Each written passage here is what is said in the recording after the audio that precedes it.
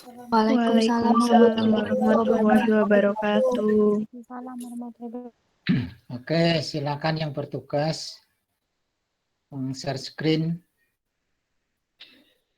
Kita bahas pada kesempatan ini yaitu yang pertama tentang kulit. Makanya di sini saya tampilkan struktur penampang daripada kulit.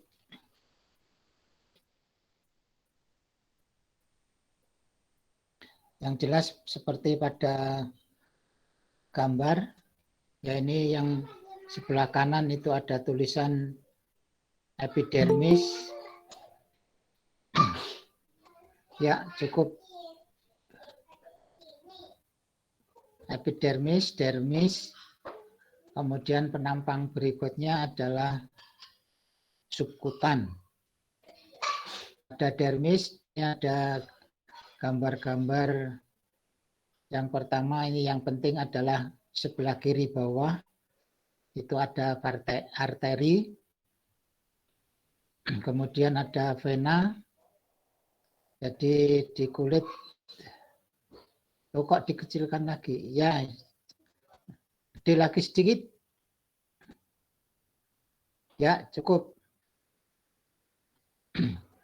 Ada sekali lagi ada arteri, ada vena, kemudian ada erector pili, muscle, yaitu otot untuk menggerakkan rambut pada kulit. Ya. Kemudian di atas itu ada rambut ya, yang ditegakkan oleh hair bulb. Ini yang lain-lainnya itu bagian-bagian yang kecil-kecil. Ya, pada epidermis ada stratum corneum, granulosum, spinosum. Ya. Oke, berikutnya.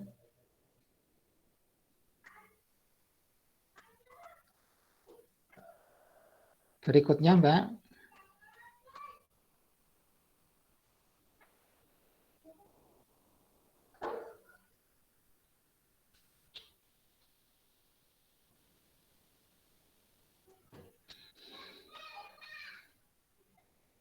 Fungsi daripada kulit, yang pertama untuk mencegah penguapan air yang berlebihan. Jadi ketika panas, kemudian Anda berkeringat, atau Anda berolahraga keras, itu ada penguapan air, supaya tidak berlebihan, maka yang mengatur adalah kulit. Kemudian organ reseptor, yaitu menyerap. Kemudian proteksi dan prekursor, proteksi terhadap virus atau penyakit yang masuk melalui kulit. Kemudian perlindungan terhadap sinar UV. Jadi ketika kita berada di sinar matahari, itu ada UV-nya, terutama kalau siang hari. Itu melindungi, sehingga kalau tidak dilindungi maka kelihatan orang yang banyak kena sinar matahari itu menjadi kulitnya lebih hitam. Kemudian pengaturan suhu, di sini ada metabolisme tubuh dan sekresi substansi, di mana ada kelenjar, ada pembuluh darah, dan ada jaringan lemak. Pengaturan suhu ini ketika kita mandi dengan air panas, ya, supaya tidak terlalu panas. Jadi kita merasakan, ya. Kemudian ketika badan terlalu panas, kemudian ada keringat, makanya kalau misalkan ada orang sakit panas, diberi obat, kemudian kalau keluar keringatnya, maka suhunya menjadi menurun. Oke, berikutnya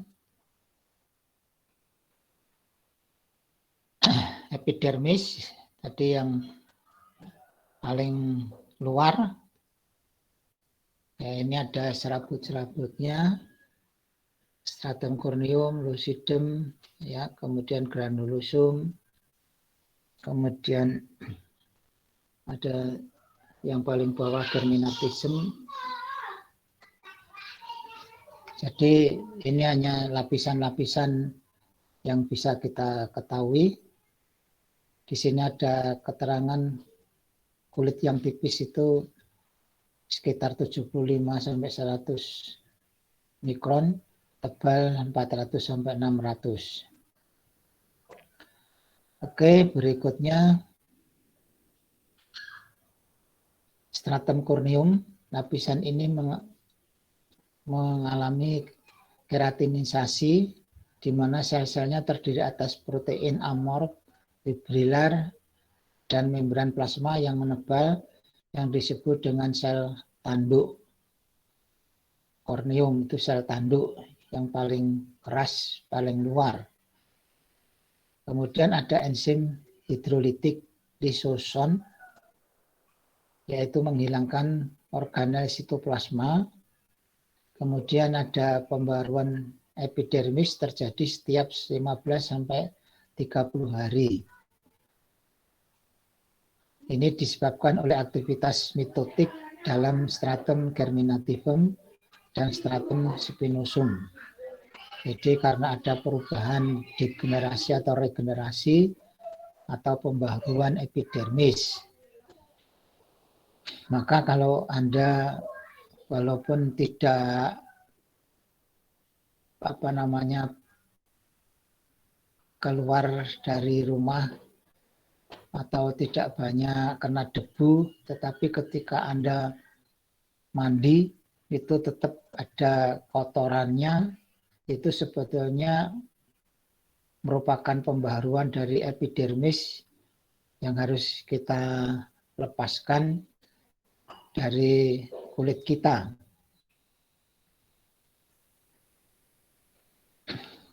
Oke, berikutnya stratum lucidum. Translucent terdiri atas lapis tipis daripada sel eosinofilik, sangat lapisan yang tipis ya dan bening, bersifat gepeng. Sel-selnya mengandung eliodin, yaitu yang dihasilkan oleh stratum granulosum, yaitu berubah menjadi keratin, lebih keras. Organel dan inti tidak tampak lagi. Sitoplasma terutama terdiri atas filamen padat yang berhimpitan dalam matrik yang kedap elektron. Kemudian stratum granulosum ini terdiri dari granula keratohyalin. Proteinnya kaya histidin dan sistin, sedangkan yang berikutnya granula berlamel dibentuk oleh lapis ganda. Lipid menjalin dengan membran sel, mencurahkan isinya menjadi substansi semen interstisial yang berfungsi untuk barier atau sawar terhadap masuknya benda asing, dan yang kedua efek mengunci. Jadi kalau substantia granulosum itu sangat penting untuk barier atau menahan terhadap masuknya benda asing, terutama ini bakteri, virus yang masuk lewat kulit. Sehingga kalau kulit terrobek, ya maka bisa mudah terinfeksi ketika ada luka pada kulit. Kemudian efek mengunci itu tidak bisa bergerak, yaitu gangguannya tidak bisa bergerak kemana-mana. Oke, berikutnya stratum spinosum, dijumpai tinofilamen atau tinofibril yang mempertahankan kohesi antar sel dan melawan akibat abrasi. dijumpai sel Langerhans untuk reaksi imunologi kulit. Jadi Langerhans ini untuk kekuatan imunologi atau imun tahan terhadap penyakit, di mana makrofag turunan sumsum tulang mampu mengikat, mengolah, dan menyajikan antigen kepada limfosit T. Ya, jadi ada antigen. Kemudian perangsangan sel limfosit T. Epidermis dari daerah-daerah yang terkena gesekan dan tekanan terus-menerus. Stratum spinosum menjadi tebal karena kaya akan tinofilamen. Jadi pada stratum spinosum ini ada epidermisnya, itu yang sering terkena gesekan atau tekanan-tekanan terus menjadi spinosum yang tebal. Contohnya ketika seorang muslim kalau Anda sujud, lututnya itu menekan pada lantai atau sajadah, juga dahi kita menekan, itu yang keras biasanya menjadi tebal kulitnya. Mungkin ini Anda sudah melihat atau justru merasakan sendiri ya pada kedua lututnya atau kepada dahinya. Oke, berikutnya stratum germinativum basale terdiri atas lapis sel kuboid atau silindris bisofilik di atas lamina basalis, memisahkan antara dermis dan epidermis. Jadi germinativum atau basala memisahkan dermis dan epidermis. Untuk aktivitas mitosis, perubahan sel-sel epidermis secara bersinambungan. Kemudian epidermis manusia membantu diperbaharui pada tiap 15-30 hari. Sel yang banyak mengandung filamen bergaris tengah pada saat perpindahan sel-sel ke atas. Jumlah filamen juga bertambah pada saat sampai di stratum corneum, dan ini merupakan setengah dari protein total. Di bawah atau di antara stratum basale dan dalam folikel rambut itu ada eumelamin, yaitu sel melanosit, yaitu yang membuat pigmen rambut. Jadi folikel rambut di basale, dalam folikel rambut itu ada sel melanosit yang membuat pigmen rambut. Artinya rambut itu bisa berwarna hitam atau mungkin perang, atau kalau pada orang tua sudah lansia berubah menjadi warna putih. Ini diatur di dalam stratum germinativum atau stratum basale.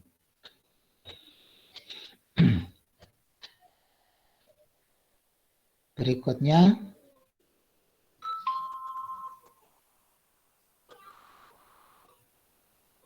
ini kemudian ada dermis, jaringan ikat yang menunjang epidermis dan mengikat jaringan subkutan. Jadi berada di antara epidermis dan subkutan. Papila dermis yaitu saling mengunci dengan juluran-juluran epidermis. Jadi epidermis ada julurannya, kemudian saling mengunci, terdiri atas dua lapis yaitu stratum papillare dan stratum reticulare. Lamina basalis dijumpai di antara stratum germinativum dan stratum papillare. Ya. Ini terdiri dari dua lapis ini tadi, papillare dan reticulare. Oke, berikutnya stratum papillare tersusun jaringan ikat longgar, fibroblast dan sel jaringan ikat, banyak sel mas dan makrofag, dijumpai leukosit yang keluar dari pembuluh darah ini maksudnya, yaitu ada ekstravasasi. Jadi diketahui bahwa di dalam stratum papillare itu ada leukosit. Leukosit itu cairan, salah satu cairan darah atau sel darah putih ya, yang berfungsi untuk membunuh virus penyakit yang masuk melalui kulit. Ini tentunya terutama pada saat kulit itu terbuka atau robek. Kemudian ada serabut kolagen dari lamina basalis menjadi dermis, yaitu berfungsinya mengikat dermis pada epidermis. Jadi ada serabut kolagen atau pengikatnya antara dermis dan epidermis.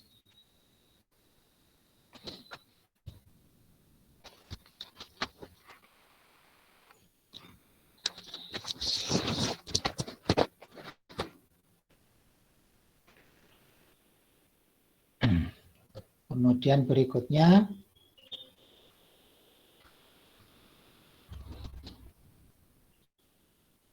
stratum reticulare, tersusun jaringan ikat padat, tidak teratur, yaitu termasuk kolagen tipe 1, banyak serat elastis tebal dan sedikit sel.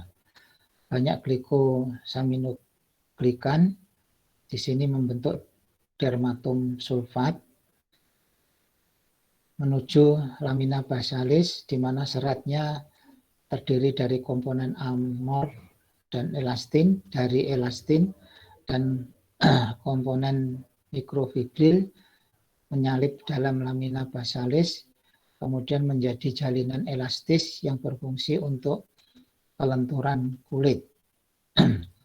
Jadi kelenturan kulit, di mana kulit itu kalau jalinan elastis ini lamina basalisnya bagus, maka kalau kulit dipegang itu lembut karena ada kelenturan pada kulitnya ini. Sedangkan pada tadi kalau banyak tekanan atau kerusakan, maka kulit kita menjadi tebal, kemudian sangat kaku atau warnanya menjadi berubah menjadi hitam.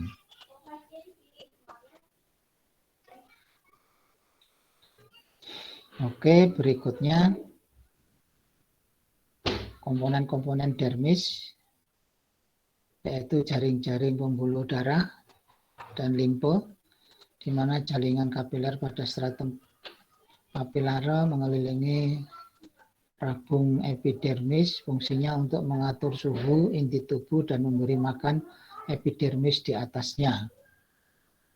Jadi ada pembuluh darah yang sudah ada di dermis, yaitu di situ ada pembuluh darah untuk makan sendiri dan untuk memberi makan pada epidermis yang berada di atasnya.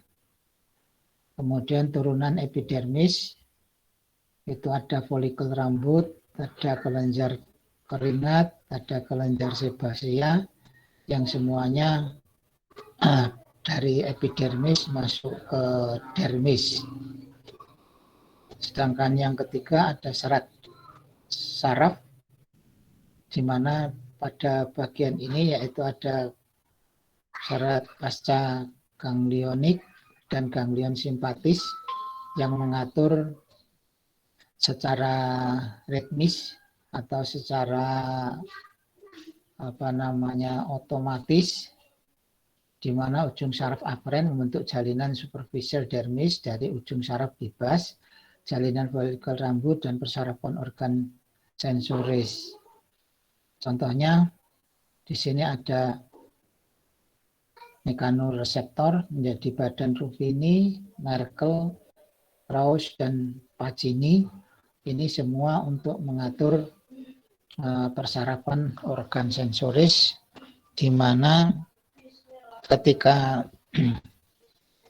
saraf-sarafnya itu serabut sarafnya itu sehat, maka kulit kalau dipegang akan terasa.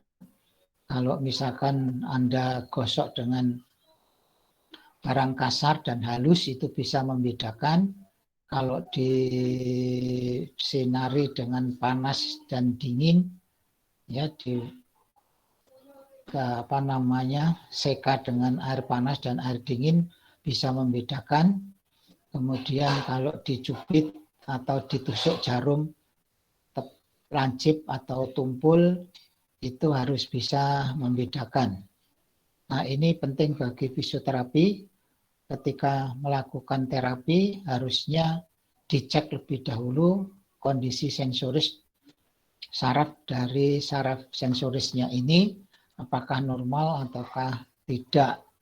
Karena kalau itu tidak normal, misalnya di tes tajam tumpul tidak terasa, maka itu kontraindikasi untuk diberikan diatermi, misalnya seperti itu.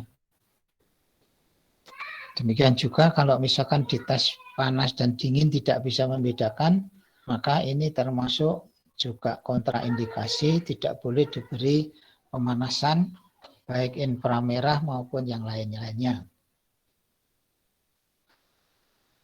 Berikutnya, jaringan subkutan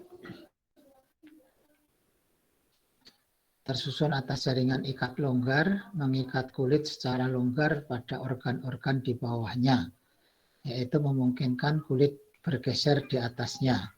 Jadi organ di bawahnya itu paling gampang yaitu otot, di mana kalau kita gerak-gerakkan kulit kita itu bisa bergeser-geser di atas otot, yaitu jaringan subkutan. Hipodermis yang banyak mengandung sel, yaitu sel lemak. Nah, di sini di bawah subkutan ada hipodermis, itu banyak mengandung lemak. Bagi mereka yang gemuk, itu sel lemaknya itu semakin banyak, maka nampaknya ketebalan ototnya, ketebalan kulitnya itu menjadi lebih tebal dibandingkan orang yang kurus, ya. Tapi ketebalan kulitnya itu bukan karena kulitnya, tetapi karena sel-sel lemak di bawahnya. Oke, berikutnya ini folikel rambut, bisa kita lihat pada gambar, ya.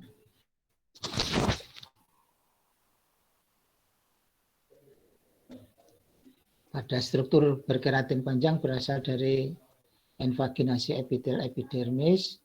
Masa pertumbuhan rambut diikuti masa istirahat, jadi tidak terus-menerus. Setiap rambut berkembang dari sebuah invaginasi epidermal menjadi folikel rambut. Folikel rambut yaitu pelebaran pada bagian ujung disebut dengan bulbus rambut. Dasar bulbus yaitu papilla dermis, fungsinya untuk jaringan kapiler yang vital berlangsung folikel, kelangsungan folikel. Kemudian ada musculus erector pili, yaitu kontraksinya menegakkan batang rambut.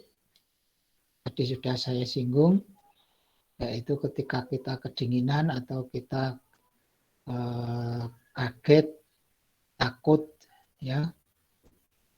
Kemudian bawahnya lagi melanosit, yaitu antara papila dan sel epitel akar rambut, yaitu ada pigmen, yaitu mewarnai rambut.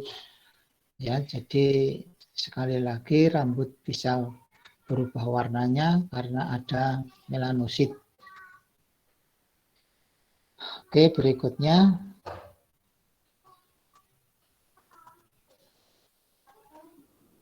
kelenjar sebasea terbenam dalam dermis, yaitu ada 100 kelenjar per sentimeter persegi. Ini strukturnya, yaitu kelenjar holokrin, produk sekresinya dilepas bersama-sama sisa sel mati. Ya, kemudian merupakan kelenjar asinar yang memiliki beberapa asini yang bermuara pada saluran pendek, biasanya berakhir pada bagian atas folikel rambut. Asini terdiri atas lapisan basal sel-sel epitel gepeng pengembang yang terletak di atas lamina basal. Produk sebum, yaitu sel-sel epitel gepeng, menjadi berproliferasi dan berdiferensiasi, mengisi asini dengan sel-sel bulat yang banyak tetes lemak dalam sitoplasma, menjadi sel-sel serentak terisi tetes lemak dan pecah menjadi subum. Subum merupakan campuran lipid yang mencakup trigliserid, lilin, squalen, serta kolesterol dan esternya. Faktor pengatur utama sekresi kelenjar ini pada wanita dipengaruhi oleh kombinasi hormon androgen, ovarium, dan adrenal. Jadi sekali lagi ini yang penting, sekresi daripada kelenjar sebasea dipengaruhi oleh hormon laki-laki pada testosteron, sedangkan wanita oleh hormon androgen, ovarium, dan adrenal. Jadi fungsinya sebagai sifat antibakteri dan anti jamur yang lemah. Jadi ini kalau misalkan ada kelainan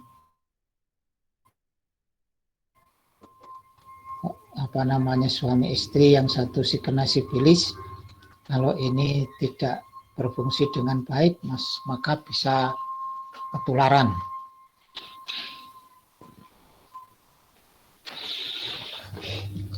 Oke, berikutnya ada kelenjar keringat. Kelenjar keringat akrin merupakan kelenjar tubular simpleks bergelung, salurannya bermuara pada permukaan kulit. Bagian sekresi kelenjar terbenam dalam dermis dikelilingi sel myoepitel. Kontraksinya membantu mengeluarkan sekret, yaitu keringat. Jenis sel pada bagian sekresi kelenjar akrin ada satu sel gelap atau sel mukoid, sel piramidal yang melapisi sebagian besar permukaan luminal bagian kelenjar ini. Kemudian berikutnya granula sekretoris mengandung glikoprotein dalam jumlah banyak dalam sitoplasma bagian apikalnya. Kemudian ada sel bening, yaitu tidak mengandung granula sekresi.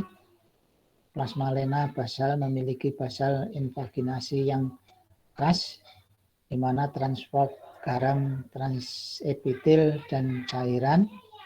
Duktus kelenjar ini dibatasi oleh epitel berlapis kuboid.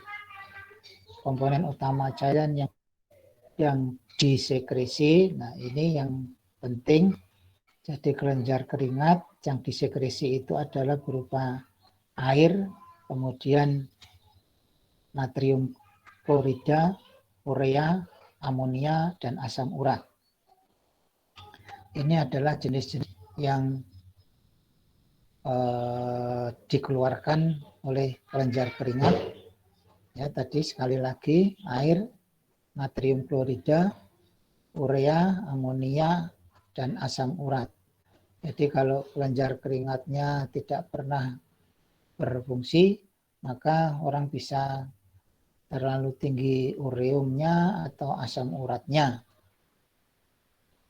Sel-sel yang terdapat pada saluran keringat berfungsi untuk absorpsi natrium. Oke, berikutnya tadi pada kulit, sekarang berganti dengan traktus respiratorius. Saluran nafas atau traktus respiratorius dibagi menjadi dua bagian, yaitu bagian konduksi dan bagian respirasi. Konduksi itu hanya menyalurkan udara keluar masuk, sedangkan bagian respirasi itu berfungsi untuk penyedotan oksigen atau O2 dan akan mengeluarkan CO2. Jadi bagian konduksi itu terdiri dari hidung, kemudian masuk lagi ke paring, laring, trakea, bronkus, sampai ke bronkiolus. Kemudian kalau bagian respirasi yang berfungsi untuk pertukaran gas, yaitu bronkiolus, respiratorius, kemudian ductus alveolaris, kemudian saccus alveolaris, sampai ke alveolus.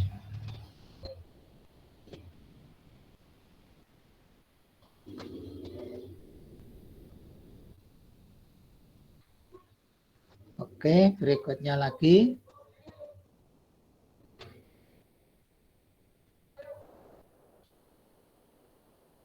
Nus vestibulum externa, bagian paling anterior dan paling lebar dari hidung yang disebut dengan nares.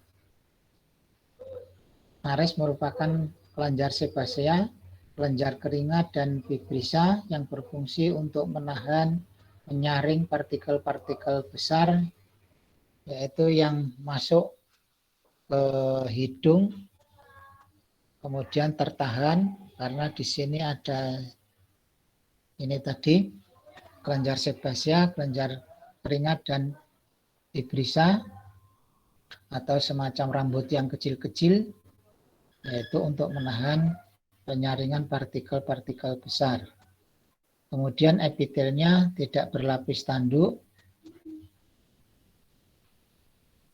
beralih menjadi epitel respirasi. Berikutnya,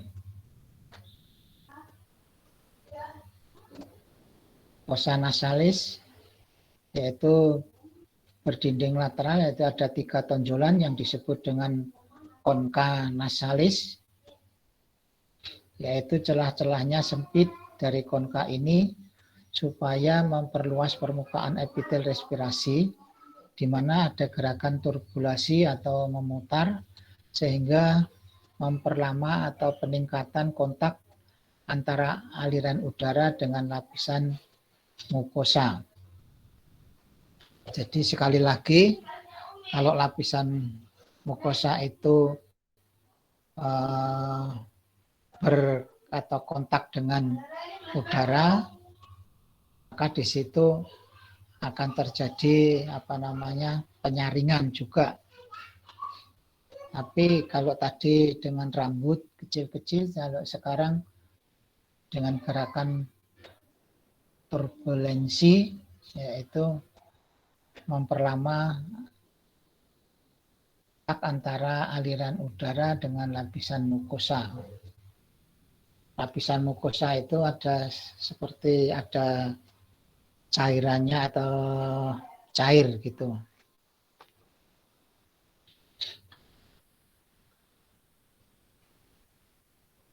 Nah ini kalau orang flu, pada daerah ini mukosanya akan berproduksi lebih banyak. Berikutnya,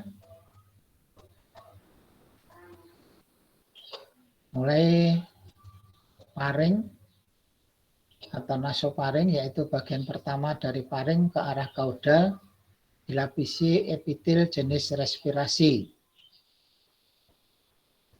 Kemudian berikutnya lagi menjadi namanya berubah menjadi berikutnya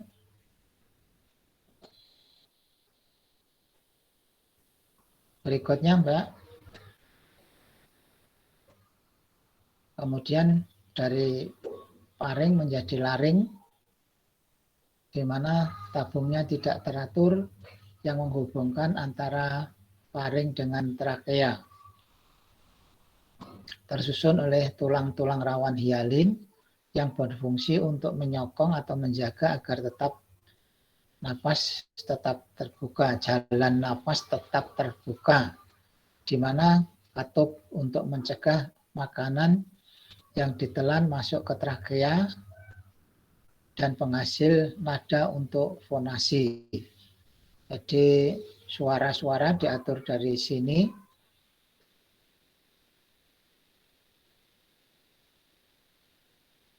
Kemudian katup untuk mencegah makanan yang ditelan masuk ke trakea, maka sehingga terjadi batuk.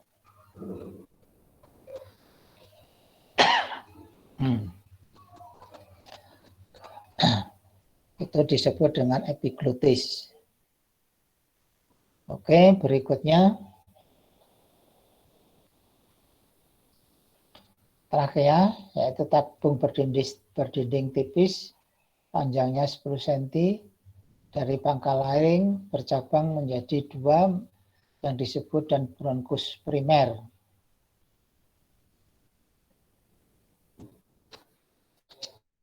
Dilapisi mukosa respirasi, tersusun 16-20 cincin ya ini tulang rawan hialin berbentuk C pada lamina propria yang berfungsi untuk menjaga lumen trakea tetap terbuka, jadi tidak gembos. Pada refleks batuk di mana terjadi kontraksi dan penyempitan lumen trakea sehingga meningkatkan kecepatan udara respirasi dan membantu membersihkan jalan napas. Jadi refleks batuk itu sebetulnya ada manfaatnya, yaitu mengontraksikan otot untuk penyempitan lumen trakea sehingga membantu ekspirasi.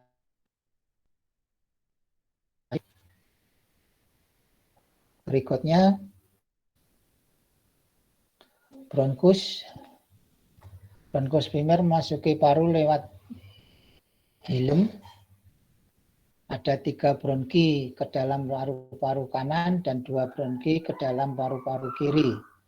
Kemudian bercabang-cabang menjadi bronkiolus,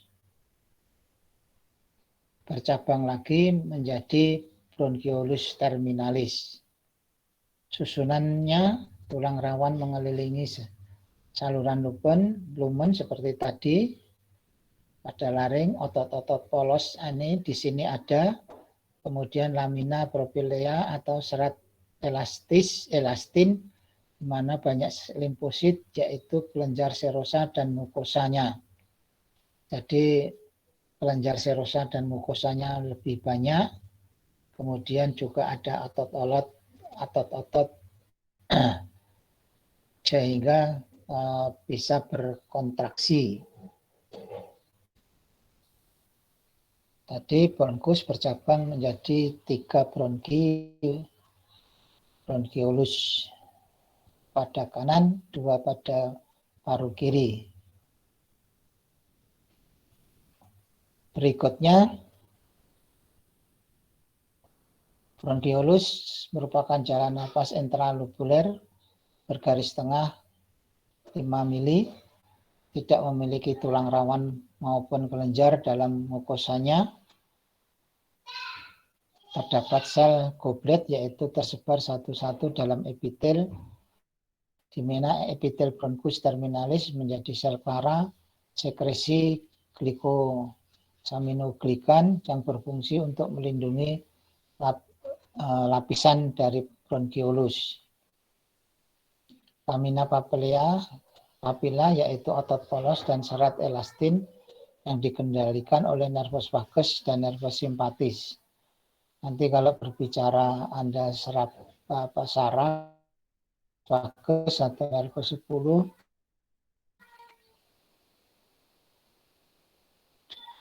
dan atau tidak kita sadari di mana otot-otot polos ini bekerja sesuai dengan kebutuhan daripada organnya ini.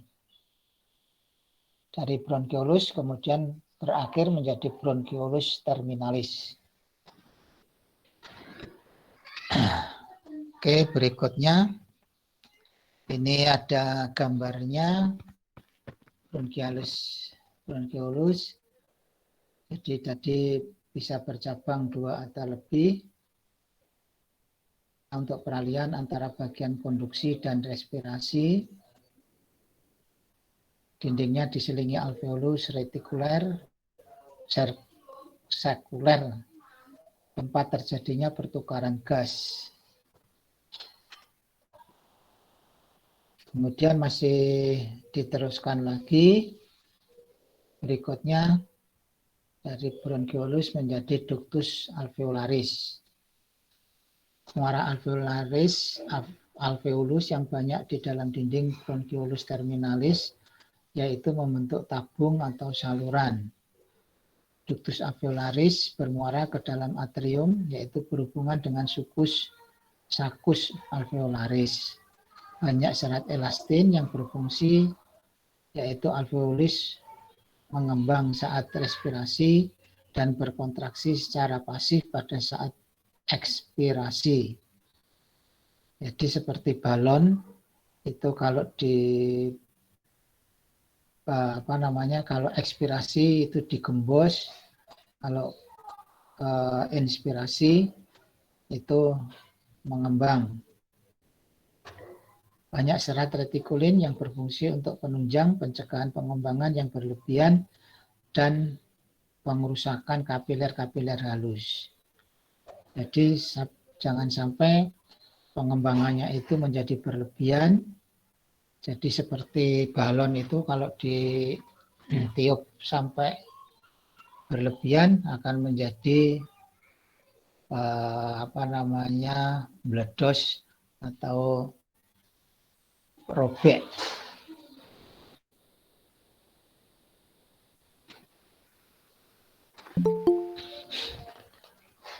Oke, berikutnya ini gambarnya. Tadi gambarannya dari paru-paru kemudian menjadi pecah bronkus, bronchiolus sampai kepada alveolus. Oke, berikutnya alveolus yaitu bagian terminal dari percabangan bronkus. Evaginasi yaitu mirip kantong bergaris tengah 20 mikron, 200 mikron, berlangsung pertukaran O2 dan CO2. Dindingnya tersusun atas epitel squamosum simplex 2 lapis, dilapisi selaput tipis molekul air. Terdapat makrofag alveolar atau sel-sel dus pada dinding alveoli. Terdapat sel pneumosit yang berfungsi untuk mensekresi surfaktan atau campuran fosfolipid dan lipoprotein yang berfungsi untuk menurunkan tegangan permukaan dalam alveoli sehingga paru-paru tidak kolaps. Ini tadi untuk mengatur itu sudah ada sel pneumositnya ya, yang menurunkan tegangan permukaan di dalam alveoli. Jadi tekanan udaranya tidak terlalu tinggi dan juga tidak menjadi kolaps.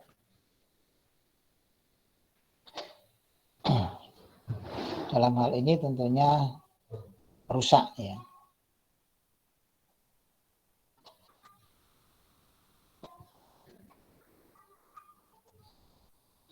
Oke, berikutnya sudah habis. Silakan kalau ada yang ingin bertanya.